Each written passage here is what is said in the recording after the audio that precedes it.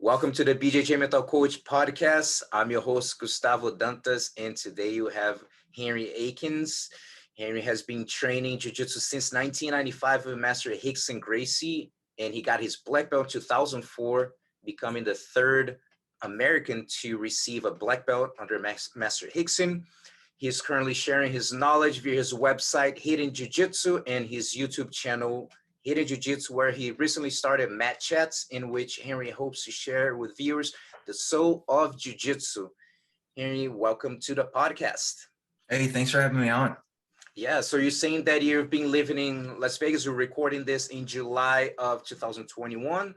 So you've been living there. That was last year, you said, in 2020, right? Yeah, I think it was the summer of 2019. So right before kind of the before. pandemic. Yeah. Yeah, which was, we were really fortunate to just move out here. The cost of living is so much cheaper than Santa Monica. And so especially with the world going crazy, everything going crazy and riots and stuff breaking out, looking back now, it was definitely the right choice and really, really fortunate we made that move at the right time. And it's crazy that I mentioned to you that I moved to the US. I went to Vegas. I stayed for about 2 years in 1999 with John Lewis. And back then, I believe there were 2, maybe 3 schools in the whole valley. Yeah. Just crazy. And now it's like everywhere, right? It's crazy, man. There's so many schools because I'm still, everything was shut down for the last year and a half. So I wasn't really leaving the house much, driving around. But now that things are open back up, driving around, just going places, I see jiu-jitsu schools all over the place. I'm like, man, I wonder who's teaching there. I wonder who's teaching there. It's crazy how much it's grown, and back in the day, the jiu-jitsu community was so small, you knew everybody. Yeah. Right. You knew, oh, that's that person's school. That's that person's school. And now there's so many black belts. The community has just grown so much. It's pretty awesome to see.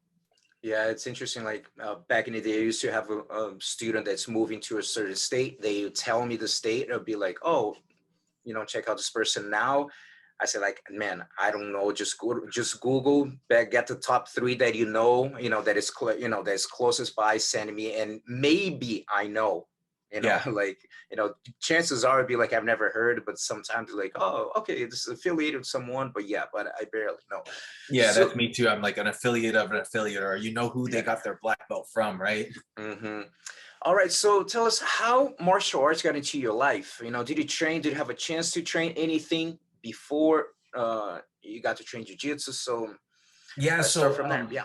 I always loved martial arts since I was growing up as a kid. My mom used to leave me at home on the weekends, and we'd watch, me and my brothers. I had 2 brothers, an older brother, a younger brother. We'd sit at home and watch Kung Fu theater all day, and it'd be cool just to watch all these guys fighting. And so in high school, I started doing Taekwondo when I was 14 and was really, really committed, really, really dedicated to that. But I grew up in Oklahoma. And Oklahoma is a huge wrestling state. And so just seeing fights happen at school and seeing how effective wrestling was, I always wanted to find a martial art that was grappling based, because I started to see and understand how effective grappling was, especially in one-on-one fights. And so yeah, that's what kind of led me to jiu-jitsu. Before the UFC, I saw an old grainy VHS tape, before the first UFC, old grainy VHS tape of Gracie in action. I don't even know if people have even, the modern people have even seen those, but that was life-changing for me. Watching Gracie in action 1 and 2, it was like on a VHS tape, and it was a copy of a copy of a copy. So it was really like grainy. Someone dubbed it and then handed it to someone else who dubbed it. And man, I must have watched those tapes probably 10, 15 times. And then all of a sudden, they announced that the UFC and Royce Gracie was going to be fighting. And I was like, okay, I knew right away. I was like, this guy's going to win the whole thing. And so, yeah, that's kind of what got me into jiu-jitsu, is just growing up in Oklahoma and just, wanting to find a martial art. I always loved martial arts, but I wanted to find a martial art that was grappling based. Yeah, it's so crazy to see. Like I remember, I started training in 1989, so it was before UFC and before the big challenge in Rio in 1981. because I felt that was around that time the jiu-jitsu started really, because jiu-jitsu wasn't as popular as people think. That was almost like a best kept secret in a way. It wasn't like media and Mhm. everyone knew, even if you're a Brazilian. Yeah. 91 after the Vale Tudo Jiu-Jitsu Luta Livre really got, yes, because it showed a global famous channel in Brazil. And that recording, I watched that way more than 15 times. And I mean, like, oh my God, I got, I still have the tape, is all jacked up, it doesn't play well. But that thing, I remember that it was by my house. I tried to get in into the venue. I couldn't get in. It was just completely sold out. And then at the end of the night, they showed us the fights, the three fights. And next day, you just started to, like, people, like, news, and people started to get more. And then 93, when happened with Royce, that was really cool. That when the word went around, like, hey, Royce going to be fighting this, and it took like a couple weeks until people even find out the results, like what happened, they don't know. And then a few weeks later, the same thing, the VHS came around, and then the copy of the copy of the copy, Yeah. it started going around, and everything started to change. So in 95, you went to LA. That's when you started training. Right. 94, I went to LA, 94. and I was just on, it was like a spring break, or it was, during a break from school. And I specifically went to find Rickson to try to train at the school. So I was able to find it. It was a little bit of a difficult to find it, because back then there was no internet, right? You're looking through the yellow pages, and I don't even remember if their name was in the yellow pages or not. We end up calling the Torrance Academy, and at the time Rickson had just split off and started his own school. And so when I called the Torrance Academy, they said they didn't know of anybody named Rickson. So I end up finding the school, trained there for a week, and like most people's experience in jiu-jitsu, I was working out all the time. I thought I was pretty tough. Very physical, and I got my butt kicked so bad. I got just destroyed for the whole week, worse than I've ever been before in my life. And at the end of the week, I said, this is it. I found it, and this is what I need to do. And I, just started putting a plan into action of how I was going to move out to LA to be able to train. So back then, how was it? If you try, it's tough for you to go back, to like a day one, or because you just leave trying to figure like what just happened, So how was back then? Was intense? Or it was kind of like just a lot of rolling and just getting submitted, or you just let it practice I'll tell moves? you, the first time I walked into the school, there were two purple belts training, and I saw one guy get put to sleep unconscious. And then, they lift the legs, they lift his ankles up and start shaking the legs, trying to get blood flow back. And I looked at my friend. So I went there with a good buddy of mine. We went out on spring break together to train. And I looked at him, and I'm like, we're in the right place, like we found it, right? But back then, the training was much more physical. It was much more physical. It was much harder. The mindset for training was much different too, because a lot of people don't realize back then jiu-jitsu was still trying to prove itself, right? And so we were training when I started training. So I started training the summer of 95. Back then we would train no gi all summer. There wasn't as much competitions and tournaments as there is now.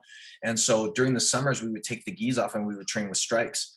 And the mindset was always, we have to train jiu-jitsu to see if we can beat all the other martial arts.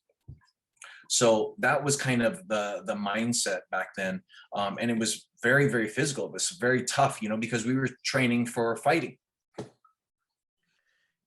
I had the opportunity to interview Master Fabio Gugel, for people don't know, one of the head coaches and founders of Alliance. Mm-hmm. And he used a terminology that I found so accurate. It said, like, if anyone that trains still have jiu-jitsu in their lives, not teach or anything, but you still train jiu-jitsu, and you train in the 90s, you're part of the select group of the survivors. You know what I mean? Because most people come in and be like, oh, screw that, like that's no, because you get beat up. And that's, like you said, that's the vibe it was back then. So if you really like started the Knights of Captain, you were one of the survivors, because it was, at least in Brazil, everything, especially when 93, that's when tournaments start to get, when they had the first Brazilian nationals, and then 94, the CBJJ was founded. But then everything was tournaments. Everything was just training for tournaments, compete, so it was super intense. So whether you're in class, whether you want to compete or not, you're in class, you're competing in this and that, and then there's the turnover was so big, because people could just, it's not like today, okay, we have a fundamentals class, there's no such a thing. Here's a gi, and go.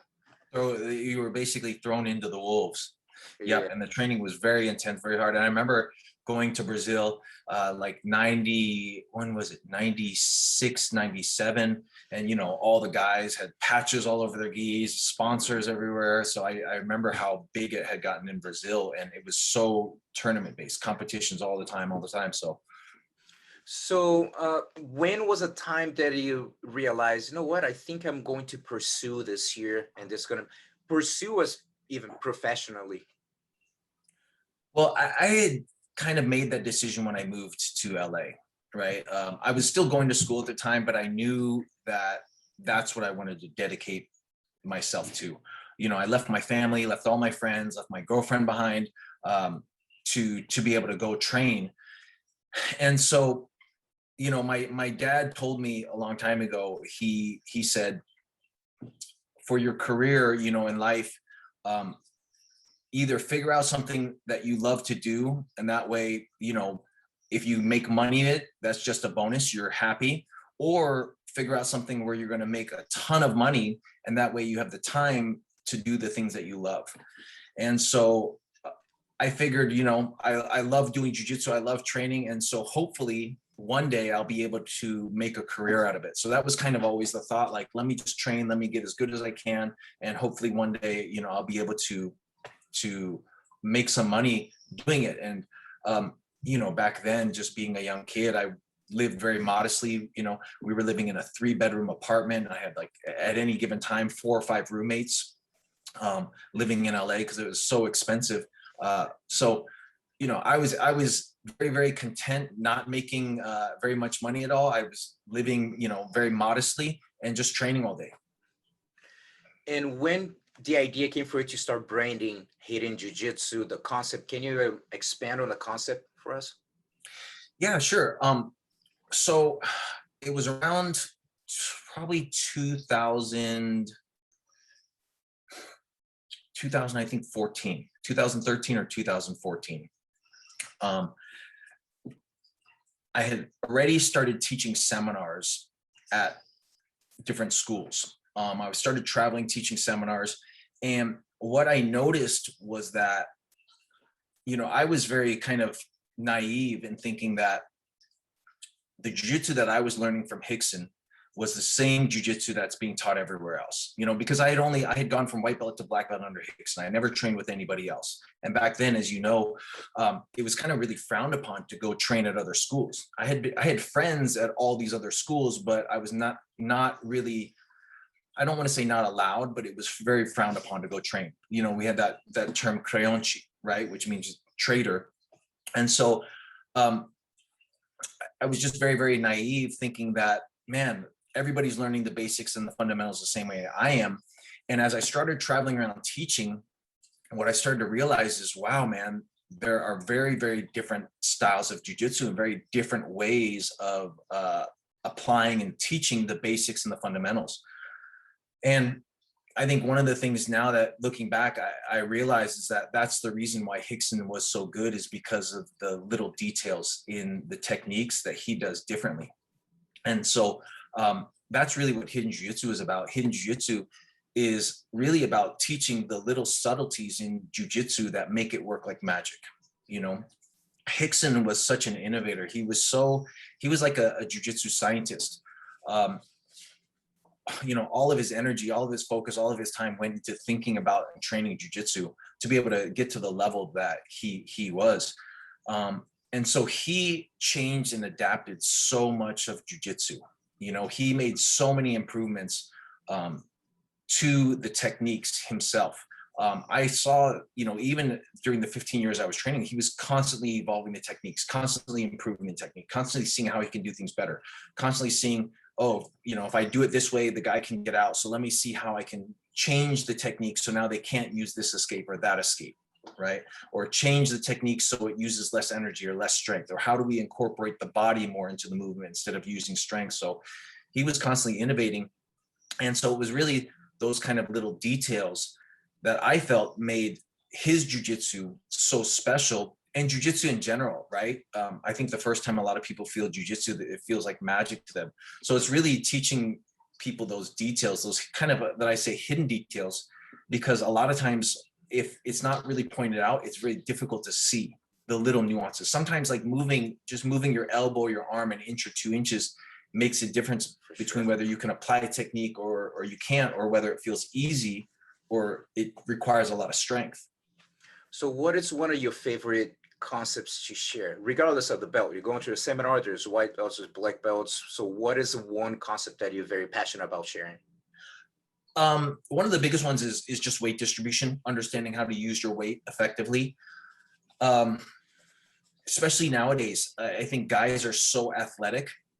What you see a lot in jiu-jitsu is a ton of movement, which requires a lot of athleticism, a lot of strength, a lot of endurance, and that was, I think a lot of people say that was one of Rickson's biggest contributions to jiu-jitsu, is understanding how to use his weight effectively. So with weight distribution, what it allows you to do is it allows you to create pressure on your opponent without using strength. And when you understand how to use your weight distribution, what happens is it slows people down. It slows down the movement, and it makes it so that every time your opponent wants to move, they have to move more of your weight. So every movement becomes harder for them. So it's like almost like swimming in quicksand, right? And so that just that one concept in itself has a dramatic effect on people's ability to move, the speed at which they move, and how quickly they get tired. And as you know, all of the best fighters in the world, what happens to all of them, as soon as they start to get tired, their performance level drops, right? And so that's what it does. That's one of the things I share this story all the time, but it was around 2000. Rickson was about 40 years old. He hadn't trained in 9 months. He had a groin injury. He was getting ready to compete in the Coliseum, and he was trying to let his groin rest and heal up so that he could fight. And we had a world champion come in, 2-time world champion come in, and trained with Rickson. Rickson came in and taught the class. He wasn't going to train that night. He came in and taught the class, and there was about 40 of us there on the mats. And at the end of the class, he puts everyone to train, and the champion asked Rickson if he wanted to train. So they started training, and the mat cleared off. And so they're going back and forth at a really fast pace. And after a few minutes, Rickson catches him with an arm lock, and then they start going again. And after a couple more minutes, he tapped. And I was like, what happened? And I was asking my buddy that we were sitting against the wall, and I asked him, I said, hey, did you see what he caught him with? And he's like, no, I didn't see it. So after the training, I went up and asked Rickson, I said, hey, Hicks, I didn't see, what did you catch him with that last time? He said, oh, he tapped to the pressure. And I was like, what? He was like, yeah, he tapped to pressure. He said, I knew he was going to come at me hard, and I haven't trained in 9 months, and my groins hurt. So I just made him carry my weight the whole time. And once he started getting tired, I just kept the pressure on him, and that's what did it. So that's the other thing with understanding weight distribution and pressure. You can make it very difficult for your opponent to breathe, which is like it's a form of asphyxiation, So that was a huge turning point in my jiu-jitsu career. I was like, wow, I have to learn how to do this. I have to learn, especially as we get older and our physicality decreases. If you still know how to use your weight, a lot of times our metabolism slows down and weight goes up, right? So if you know how to use your weight, if you understand how to use weight distribution, you can kind of level out the playing field. So the guys that are really fast, really athletic, you let them move, but you use your weight, make them carry your weight, then they get tired much quicker. What are some of the practitioners that have you noticed, or maybe you have a train with, besides, of course, Hickson? Could it be maybe you didn't train, but observing and studying? Was some names that maybe come to your mind as far as like keeping that basic, the solid foundation, weight distribution, some of the things, some of the concepts that you learn, it would be like, huh, I can see this being applied there. Anyone that comes to your mind? Hodger, I think, is a great Yeah. example. You know, he's so good at the fundamentals, so good at the basics. He's so good at pressure and using his weight. He's kind of one of the main guys that I always think of. Um, I think Saulo Ribeiro, Yeah. who spent quite a bit of time training with Hickson, he's an absolute beast. And, you know, his ability to create and put pressure to is, you know, insane, legendary. So I think those guys are, you know, two of the guys that I kind of saw as I was coming up that were really applying those principles. Now let's talk a little bit about business. And it's interesting because anyone, I mean, starting in the 90s, it's not like someone start right now and they see people with schools and affiliations and online sites and, and gear. There's so many things you can capitalize on in entrepreneurship and jiu-jitsu. But in the 90s, of course, you know, that is not around. So around what time in your journey, it kind of like click, the entrepreneurial side of it? Like now we know, of course, you have, all the YouTube and platforms and stuff. But when did you notice like, okay, it's time to step up my entrepreneurial game? Yeah, man. In 2010 is when I kind of made the transition to opening up my own school. And what had happened was I had been teaching for Hickson for 10 years. And in 2008, 2009, Hickson had moved back to Brazil, and Crone wanted to take over the school. So I had, for all those years while I was teaching jiu-jitsu at Hickson's, I was also working in nightclubs because that was just a schedule. I'd been working at nightclubs for, probably about 15 years, just doing security and bouncing. And that was just a schedule that worked really well with my training, where, I could train all day and then I would go in at night and work and to make money. And so I was 36 at the time, and I said, you know what, I'm getting closer to 40, and it's probably time for me to make the transition. I didn't want to work at nights anymore, and it's a little bit of a rough schedule. Yeah. Because you don't get home till 3 or 4 in the morning. You go to sleep and then you wake up late. So I decided, it was time for me to open up my own school. And so I did that in 2010. I started a gym called Dynamics Martial Arts with a good friend of mine, Anthony Hardonk, who is a K1 fighter, fought in K1 and then fought in the UFC.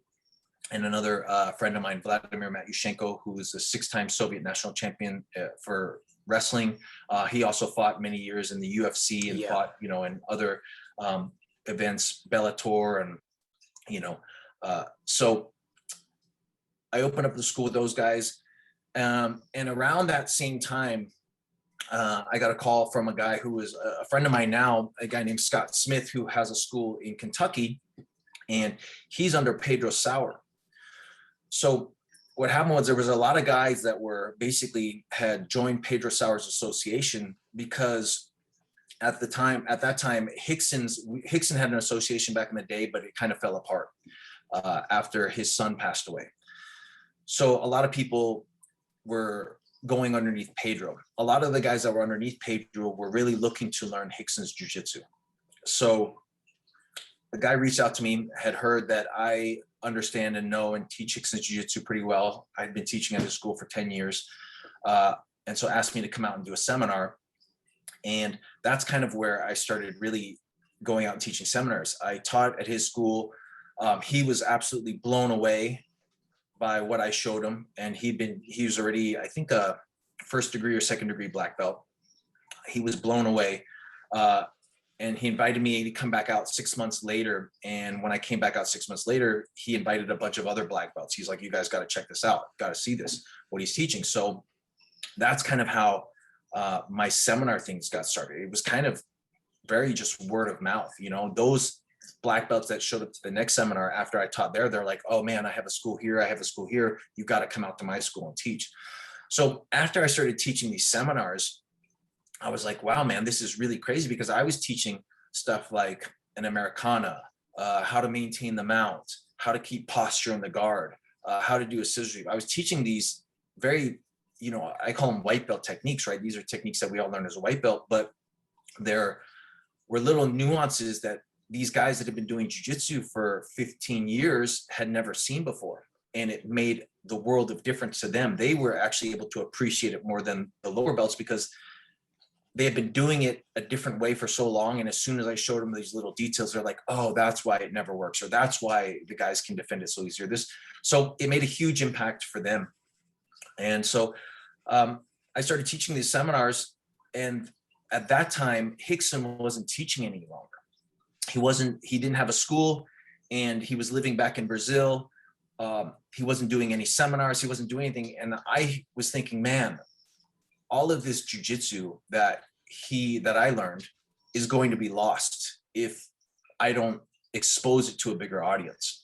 So in 2013, 2014, that's when I decided to start Hidden Jiu-Jitsu, the online site, to be able to really just share his jiu-jitsu with the world, because so many people were looking for it. You know, so many people had heard the legends of how good he was. And it's not just because of his athleticism. The way that his technique is different than everybody else's.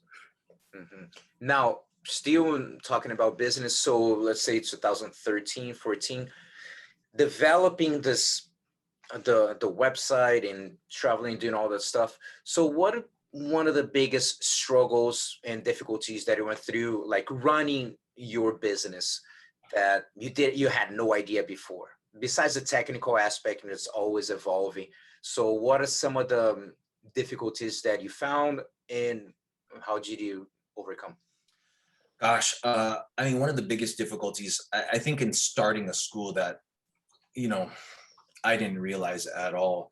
I was under the assumption that if you're a good teacher, you know, and you know you're good at teaching jiu-jitsu, you're going to be able to have a successful school, right? Yep. And that is not it at all, right? You have to be a good business person to be able to have a successful school. And so I really had to throw myself and start learning really business, marketing, sales, which for me is really difficult for me. I don't tend to like that. And so even though I started having to learn it, what I also tried to seek out is someone that enjoyed that and understood that really well and brought them into the business. And, you know, I was happy to give them a share. So we've always had kind of a business manager, mm-hmm, so that I can focus on doing what I love. Because at the end of the day, that was what was really important for me, that that I love what I do. You know, I didn't want to focus my energy and commit my energy into doing stuff, even though, like, understanding the marketing and sales and student retention, that stuff is crucial for a business, but that's not really what I enjoyed. And so that was your strength. Yeah. So that was a huge thing, you know, just really understanding, like, we struggled for a good, I mean, when I started my school, I didn't get paid for a year. I didn't take a salary for a year. You know, the only thing I was getting was paid for my privates, but from the group classes, I never made any money for the first year, just to get the business going and just to start off. And so you know, as I started learning more about it, talking more about it, going to different courses about how to run a martial arts school, you really learn that, man, all of these other elements, there's so many different aspects that are really, really important. So we have a lot of people who are listening. I mean, it's dedicated to entrepreneurs, business owners, high performers. And of course, you have people that they're not, but they enjoy the content. So now, since we have a lot of people who are in transition, just starting their business, starting their entrepreneurial journey, so what kind of piece of advice, maybe a content, anything that for someone who's starting, maybe starting a jiu-jitsu school, or starting maybe an online project, like a concept that it works regardless, what comes to your mind when you think about a content for someone that's starting entrepreneurship? Gosh, you know what? For me, what I've really tried to do is what made me passionate about jiu-jitsu was the teaching and the training first. And then I really started to love teaching. I really started to love giving back and sharing, sharing what I learned. And a big part of my success comes from my passion, being still passionate about what I do. And so for me, what I've really learned to do is focus on doing what I love. So for example, I have a couple different businesses. I do private lessons, right? Seminars all over the world. And then I do camps also. So I do retreats. Usually I do 2 to 3 a year. And then I do my website. And with the website, I have a business partner that handles all of the back end stuff, handles all the customer service, sees it. So I get to focus on just producing the content I get to focus on teaching. And that's the same thing with all my other businesses, the seminars. I get to focus on just showing up and teaching. At the camps, I have someone else that helps arrange everything and organize everything so I can do what I love. I show up and teach. And that's what really allows me to stay motivated and inspired, is finding good people around me that can handle the other responsibilities, because it's so difficult to do it all by yourself, right? It's very difficult for anyone to have success by themselves. You need to have good people around you that you trust to be able to help. Mm-hmm. And what did you say is one habit that you have that you practice daily that is a big part of your life, helps in everything, helps in jiu-jitsu, helps in business, something to practice? It doesn't have to be anything crazy, just simple habits, just like, yeah, I just do this every day. Simple habits. Gosh,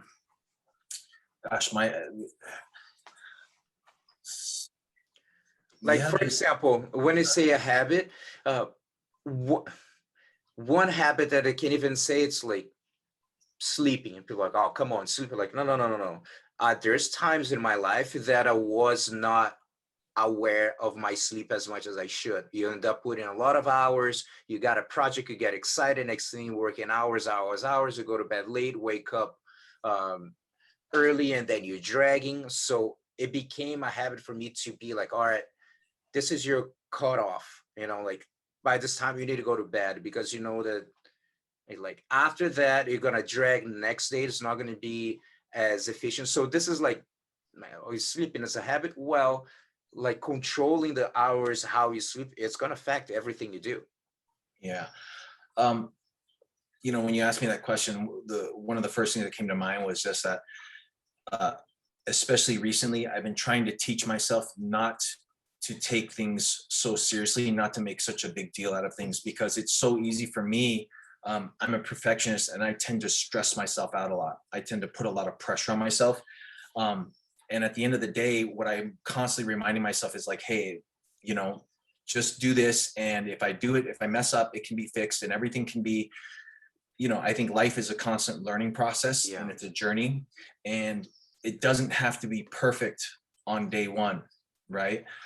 So that was for me, man. I always wanted everything to be perfect. I always wanted to do the best at whatever it is I was doing. And I would get really frustrated and upset. And what I realized is that was affecting my happiness.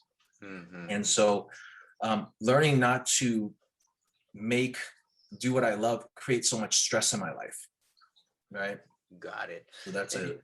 Now, changing subjects. Do you have, well, for sure you do, see if you remember any interesting stories of that you've watched Rickson maybe training or performing, or it could be something funny, could it be something shocking, like things that, you've seen, you're like, wow, just got your attention somehow. Yeah, I mean, well, you mentioned Fabio Gurgel earlier, right? Mm-hmm. So the first time I saw Rickson training with Fabio Gurgel, I think Fabio was just 25 at the time. He was already a multiple-time world champion, and he came down. I think he was getting ready to fight. Was it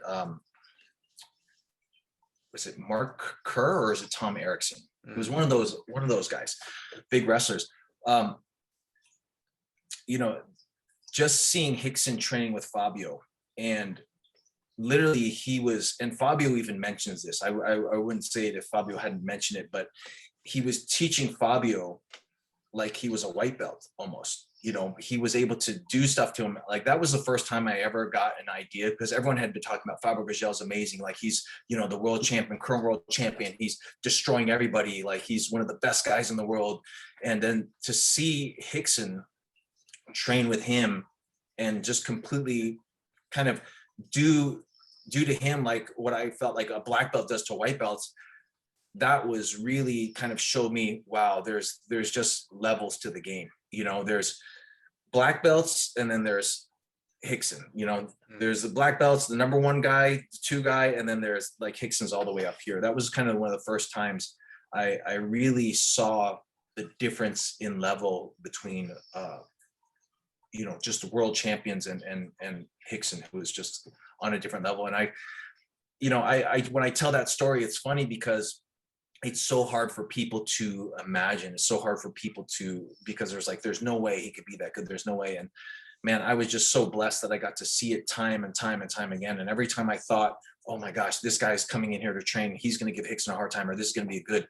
And I would just see Rickson tap him out 4 or 5 times in 5 minutes. I would just be like, oh my gosh, you know, shocking how deep the pool goes, how high of a level you can achieve. And so that was really inspirational for me, knowing that, man, you can get to that level. It's humanly possible to get to that level. Oh, sorry. Yeah, it's okay. I had opportunity to interview Fabio, and late 90s, I had to go to São Paulo with someone for like a sponsorship thing. And I ended up meeting him for the first time to sit down. And then the person was with me was asking, because it was fairly recent, a few years, I think they had trained with him. So he was asking Fabio, like, hey, how was it? You know, and then he told him that, you know, like definitely got the worst of it. And then they're like, oh, come on, man, you know, like tell us, you know, like we're really trying. I was like, dude, do you think I would be bragging here that I got submitted? Is that something that, you know, anyone can say like, oh yeah, you know, like if I'm sharing it's because it happened. It's not because I'm trying to impress someone saying that, you know, I got submitted a bunch of times, you know, so it's a cool statement. And I interviewed Pedro Sauer. He talked about too, you know, how it was impressive to be able to see that. Well, that's what's interesting. You know, all of the best guys in the world that have had the opportunity to train with Rickson kind of have very similar stories, right? Of how they got completely dominated, how they felt like a white belt, how they felt like they didn't know jiu-jitsu at all. It's all very similar what they share. And it's a lot of times just the people that haven't had that experience that are really doubtful of it. But when you have guys like Fabio Gurgel, Saulo, Shanji, Fabio Leopoldo, Master Pedro Sauer, who was it that came out? Paulo Filio, right? It came out and said, so, you know, put something in a magazine about how he never had any, and this was when Rickson was already in his 50s. He said he'd never had anyone do what Rickson did to him. So when you have all these guys that have had that experience and they're saying the same thing, you know, it kind of just reinforces like what I saw, because people are just in disbelief when I tell them the stories. What is one of the best piece of advice that you got from Rickson, that on and off the mat, it doesn't matter, anything that stuck with you? Gosh, there's so many things that, what's interesting, there's so many things that he said just in passing that I think were insignificant to him. That had a tremendous impact on me. You know, when I heard it, it just like resonated, and it all of a sudden had a huge mental shift. Like that experience of using his weight, when he shared with me, oh, I was just using my weight and making it heavy. That completely changed the trajectory of my jiu-jitsu. After that, I spent like 12, 13 years just completely dedicated to understanding and learning how to use weight distribution from all the different positions, where to shift your weight, how to place your weight, to make it hard for people to move, to make it difficult for people to do things. You know, he told me one time, guard passing. I was doing a training. I was a brown belt at the time, and I was training with my friend that was a purple belt. Tall, lanky guy, has a really good open guard, you know, and 5 minutes, I was trying to pass his guard and I was exhausted by the end of it. and I couldn't pass his guard. And Rickson said to me, Henry, guard passing is just weight distribution and angles. And I was like, what the heck does he mean weight? And then he went and passed his guard like 5 times in a row in like a minute and a half. Passed his guard 5 times, passed his guard, went back, passed his guard again, all different ways, right? But he just made it look so easy. And so that was a huge epiphany for me. Like, okay, what does he mean by guard passing is just weight distribution and angles? And so I spent years and years and years trying to understand that concept and that idea. So those are 2 really, really huge things, you know. Also, you know, always telling me, learn to relax, learn to not use strength, learn to train like you're an old person. So I really tried to take that to heart and try to be as relaxed and effortless as possible. And that I found has just makes such a dramatic impact, not just in your energy conservation, but the ability for other people to control you. So, you know, I talk about that a lot in my videos. The more you learn to relax, the harder it is for someone to control you. Meaning that a lot of times what people are trying to do in jiu-jitsu is they're trying to move or manipulate your body, right? They're trying to push you or move or manipulate you. So if you become tense and rigid, like a statue, if they move one part of you, they can move all of you, right? So if I grab your hand and I pull you, your whole body moves. If I grab your leg and I pull you and you're stiff and rigid, your whole body moves. But if you become relaxed, they move your arm moves, but it doesn't affect the rest of your body. And so just that principle too made a huge impact on, you know, on people's ability to control me. Very cool. Let's talk about his mindset. Did you notice shift in his mindset when he's getting ready for a competition, for a fight? What besides, I know that he's huge in breathing, so I guarantee that's part of his kind of like mindset preparation and breathing and stuff.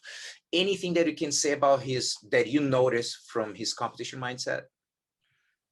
Just, you know, you would see him ramp up his level of intensity, like just him being very like, if you've ever looked into his eyes when he's like fighting, that look that you see, you can just see a shift in seriousness. And that's something he always said. He goes, every time I go to fight, I'm prepared to die, you know? And so that's how serious he took his training for fighting. Yeah. What about now, back to a little bit of the business? What piece of advice would you give to the younger Henry when you started to kind of do your website and start kind of, you know, really invest in the entrepreneurial side of it? Not that you want anything different, right? Everything happens the way it needs to happen. But if you look back, it could give a little suggestion, be like, hey, watch out for this. Because it's kind of like a good one for anyone that is starting entrepreneurship, but it's just looking at your journey and be like, huh, if I knew that before, that would be pretty handy or whatever. What do you think? I mean, one of the main things I would tell myself is just everything's going to work out, right? When I first dedicated myself to teaching, there were very few opportunities. You know, you didn't see, when I first started doing jiu-jitsu, you didn't see guys making lots of money having schools. You didn't see that. So that was always something I was always stressed out about, you know. Man, am I going to be able to make a career? Am I ever going to be able to buy a house? Am I going to be able to make a good living? Am I going to be able to provide for a family doing jiu-jitsu? And it was a huge stress for me. And I, you know, now I would just tell myself, man, it's all going to work out. It's all, you know, just keep doing what you love and things will work out. Right on. Are you into books, audiobooks, or podcasts or something? Or what Yeah, kind of books do you like to read? I love reading. Yeah. Well, a little bit of everything. Man, a little bit. I like history. I like a lot of self-help stuff. So yeah, mostly I don't like mostly kind of self-help, personal development type books. Okay. What is a book that comes to your mind as far as that made you an impact? Of course, it's always different topics, but sometimes there's a book during the journey that you can say like, oh man, that book when it hit me, you know, it really opened my eyes for certain things. What is a book that comes to your mind? One of the best books I've ever read is the book called The Biology of Belief, Dr. Bruce Lipton. Never heard. So it's a really, really interesting book.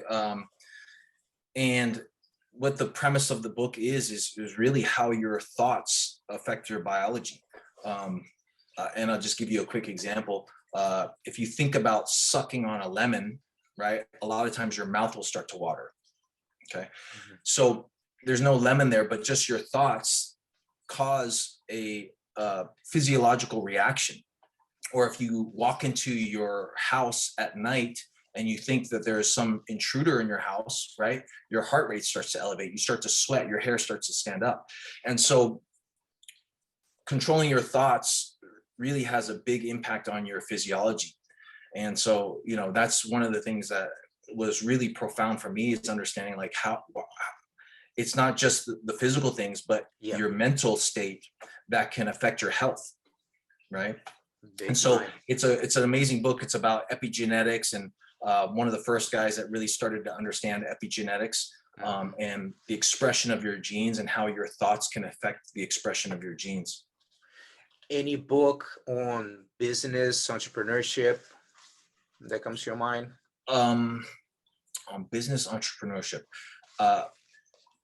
there's a book called The Hoops Whisperer, which was a really interesting book, awesome book and it's about a guy that never made it in the NBA, never really played college basketball, but is a coach to all of the most elite basketball players in the world. And it was really interesting when I was reading the book, because he talks about the drills and the things that he would do to help each player achieve their maximum potential. And he would talk about how he would see different weaknesses in their game, and he would create specific drills that's cool, to help them to be able to develop those aspects of their game. And so as a teacher, that was really, really helpful for me, because I was already doing a lot of that stuff.